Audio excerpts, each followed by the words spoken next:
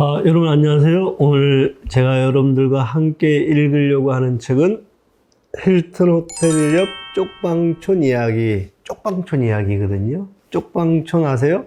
쪽방촌은 쪽방이거든요. 작은 방 이런 뜻이기도 하지만 방을 쪼갠 방이거든요. 한 1평 정도 된다. 한 평이면 굉장히 작은 방이죠. 거기 뭐가 없겠어요? 화장실이 없어요. 또 뭐가 없겠어요? 세면대가 없거든요. 자, 그런 아주 작은 방을 얘기하는데, 쪽방촌 사람들의 이야기, 거기 있는 사람들을 생애사로 기록해갖고 쓴 책이거든요. 자, 그러면 쪽방촌에는 어떠냐? 냄새가 지독하거든요. 거기는 온갖 사람들의 냄새가 진동을 한다는 건가요? 거기 갔던 사람들이 마스크를 쓰고 가잖아요. 나오면 마스크를 버려야 될 정도로 아주 기묘한 냄새가 있다는 건가요? 자, 그러면 거기 화장실은 어떻게 됐을까요? 화장실은 이 책에 의하면 이렇게 돼요. 이 방에는 부엌이 없어서 브루스타 놓고 방에서 밥해 먹고 그래. 설거지는 화장실에서 하지. 화장실은 층마다 하나씩 가지고 있어서 그 쪽방들이 막 있는데 화장실은 그 층이 하나가 있는 건가요? 그걸 가지고 써. 변기랑 수도랑 같이 있는데 뜨거운 물은 안 나오니까 겨울에는 쪽방 상담소 가서 씻어. 샤워하고 그러는 것도 시간이 있어. 24시간이 아니니까 밤에 문 닫히면 못 가는 거지. 서울역 앞에서도 씻는 데가 있어. 세탁기는 건물에 한 개 있는데 고장나서 쓰지 못해. 이런 아주 열악한 주거 환경이거든요. 자, 그러면 여기에 사는 사람들은 상당히 건강 상태가 나쁠 수밖에 없겠죠. 그래서 여기서는 이제 50이 되게 되면 언제 죽을지 모른다는 건가요. 그래서 70이 되게 되면 장수했다고 한다는 건 거거든요. 자, 그러면 그렇게 이 나쁠 정도의 주거 환경이고, 그리고 나쁠 정도의 이제 건강을 위협하는 것들이 있죠. 자, 그래서 여기에 있는 사람들의 건강을 한번 보면, 이렇게 묘사가 나와요. 내가 치아가 일찍부터 망가졌어요. 나 같은 사람이 몸 관리, 이빨 관리 그런 걸 하고 살 수가 있겠어요? 그러다 보니 30 후반부터 잇몸이 헐어 염증이 생기고 이빨이 썩고 흔들리고 하더니 어느 날부터 술술 빠지기 시작한 건가요? 웬만큼 흔들리고 아프면 혼자서 거울 보고 작은 벤치로 뽑는 거지 뭐. 해보니까 잘 뽑히대. 그때부터는 좀 흔들렸다 하면 벤치로 확 뽑아버리는 거지. 아픈 건 그때뿐이야. 오히려 그동안 있던 통증도 뽑고 나면 10분이 지나면 싹 사라져. 고름 같은 거 나면 뱉어버리면 끝이고.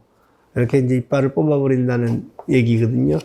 제가 이제 어떤 책에서 미국에서 하층민인지 알려고 보면 이빨을 보면 된다는 거거든요. 이빨이 다 뽑혀져 있으면 하층이라는 거예요. 그건 의료보험이 안 되고 비싸니까 이제 그렇게 한다는데 저는 그 얘기를 이 책에서 만날 줄은 정말로 몰랐거든요. 자, 그러면 아까 제가 이제 쪽방촌 이야기인데 이 책의 제목을 다시 보면 힐튼 호텔 옆이거든요. 힐튼 호텔. 여러분 어디 있는지 아세요? 서울역에 가면, 거기에 이제 대우 빌딩, 지금 이제 구대우죠. 거기 빌딩 큰 것이 그 옆에, 이 남대문 경찰서가 있는데 그 뒤에 저쪽으로 힐튼 호텔이 있거든요. 그 사이에 있는 양동이라는 마을이거든요. 거기에 사는 사람들이기 때문에 이게 힐튼 호텔이라고 하니까 어떻게 돼요? 굉장히 불평등의 구조를 딱 보여주는 건 거죠. 자, 그래서 사실은 요거야말로 자본주의의 모순을 보여준다. 힐튼가에 있는 자녀가 자기 집을 공개했는데 거기에 계집이 하나 있거든요. 계집이 너무 화려한 건가요? 그러니까 힐튼 호텔이라는 것은 그런 상징들을 잘 보여주는 하나의 어떤 그 표제어가 아닐까 이런 생각을 하고 있거든요. 자, 그런데 자본주의에서의 어떤 그 빈민들 또는 시민들의 주거 환경은 상층부, 부르주아지들과 함께 끊임없이 대비가 되거든요. 그렇게 잘 대비가 되는 소설을 제가 2개를 말씀드리려고 하는데, 하나는 로렌스의 채틀리 부인의 사랑. 채틀리 부인의 사랑은 여러분들은 그냥 통속적인 사랑 이야기로 이야기를 하시는데, 사실은 채틀리 부인과 채틀리가 살고 있는 마을, 대주택이 있죠. 그리고 주택 옆에 마을이 있는데, 이제 그 마을이 있는데 그 두 마을이 대비가 되거든요. 하나의 마을은 레그비 저택이다. 대저택이죠. 이들 부부가 사는. 그리고 태버셜 마을이다. 태버셜 마을은 탄광촌이거든요. 이들은 탄광주고 탄광촌에 있는 주민들이 사실은 일하는 광부들이거든요. 그 둘 사이에 상당한 대비를 보여주고요. 또 그런 대비를 보여주는 것이 뭐냐면 에밀 졸라의 제르미날이라는 소설인데, 거기도 보게 되면 탄광주와 탄광 노동자들의 관계들을 보여주거든요. 여러분들 한번 기회가 되면 제가 지금 말씀드린 이 불평등의 그 관점들 속에서 한번 읽어보면 굉장히 재미있는 것을 발견하지 않을까 싶거든요. 자, 이 두 마을 사이에는 어떤 관계가 있냐? 여러분들 아다시피 불평등이라는 관계들이 이제 상존해 있고, 그 불평등의 관계들이 계속 자본주의 등장에 이르러 내려오고 있는 건 거죠. 자, 이 두 마을 간의 관계는 어떨 것 같아요? 채틀리 부인의 사랑에 보게 되면 이렇게 표현이 납니다. 레그비 저택과 테버셜 마을 사이에는 조금도 감정의 교류가 없었다. 모자에 손을 대어 인사하는 사람도 없었고 허리를 굽히는 사람도 없었다. 광부들은 그저 물끄러미 지켜보고 있었다. 거기에는 넘을 수 없는 또랑이 가로놓여 있었다. 그리고 양쪽 다 일종의 가벼운 원한마저 품고 있었다. 그것은 인간의 공통적인 충동을 기묘하게 부정하는 거였다.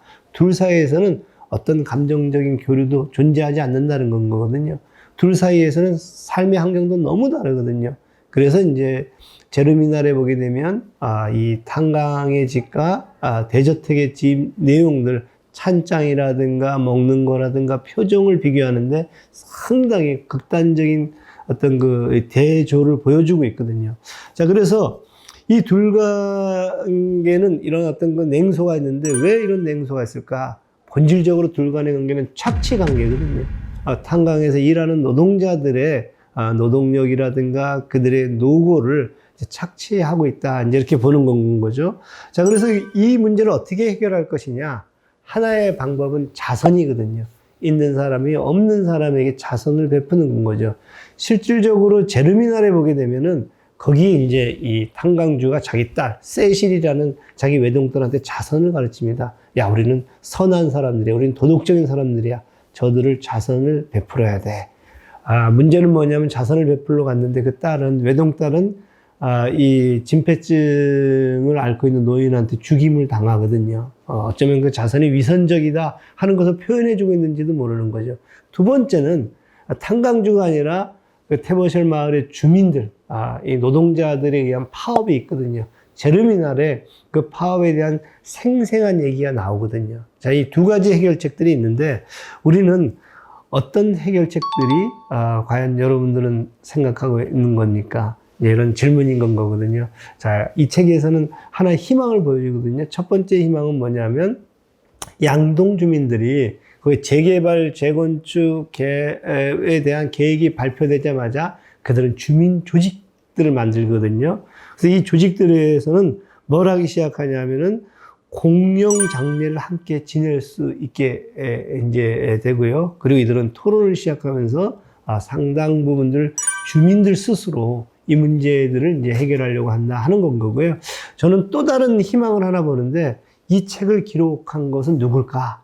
그건 이제 청년들인데, 그 청년들은 사실은 이 책을 기록한 팀이 홈리스 행동 생애사 기록팀 그러잖아요. 이 청년들인데, 그 청년들이 이 사회가 보이지 않는 것을 이면을 들춰내면서 그들의 삶을 단순히 기록하는 것이 아니라 그 속에서의 구조적인 불평등, 문제들, 어떤 그런 것을 보여주려고 했다, 이제 이런 걸 보면서 이 사회는 여전히 희망이 있는 것이 아닌가. 그래서 저는 이 홈리스 행동과 빈곤 사회연대라든가 홈리스 야학에 교사를 하는 이 청년들을 응원하고요. 그리고 이런 사람들이 여전히 이 사회의 문제들을 해결해 나갈 때 거기서 우리는 어떤 희망이 있지 않을까 생각을 합니다. 자, 여러분들은 어떻습니까? 지금 우리 주변에는 이 불평등이 아주 체제에 내화돼 가고 있거든요. 잘 보여주는 영화가 기생충이고요. 그리고 그 속에서 서로를 죽이면서 경쟁을 통해서 이 독자 생존을 하려고 하는 것들이 오징어 게임이거든요. 우리 여전히 오징어 게임 속에서 게임을 할 것입니까? 아니면은 제르미날에서 보여주는, 그리고 힐튼 호텔 옆 쪽방촌 이야기에서 들려주는 그 희망의 귀를 기울이시겠습니까?